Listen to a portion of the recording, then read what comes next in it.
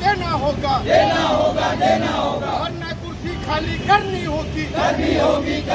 BJP सरकार होश में आओ, भारत पे अन्याय करना बंद करो। बजट में न्याय देना होगा, भारत पे न्याय देना होगा।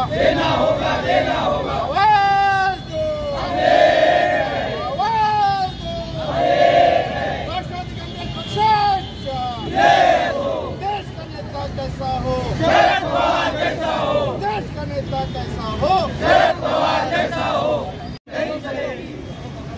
राष्ट्रवादी कांग्रेस पक्षाचा अरे नहीं चलेगी, नहीं चलेगी, नहीं चलेगी, नहीं नारा है। जोर जुल्म के टक्कर में संघर्ष हमारा नारा है।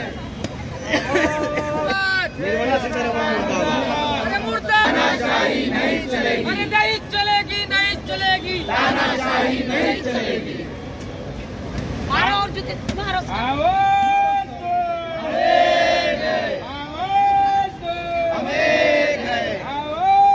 काय नाराजी आहे, महाराष्ट्राला काही मिळालं नाही असा आरोप जो आहे विरोधक म्हणून आपण करतात।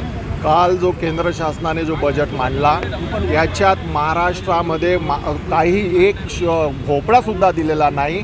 यांनी याच्या उलट त्यांनी तेलंगणाला इथे असेल, आंध्र प्रदेशला असेल, बिहारला असेल, यांनी इथं घेऊन तिथे नेऊन दिलेलं आहे।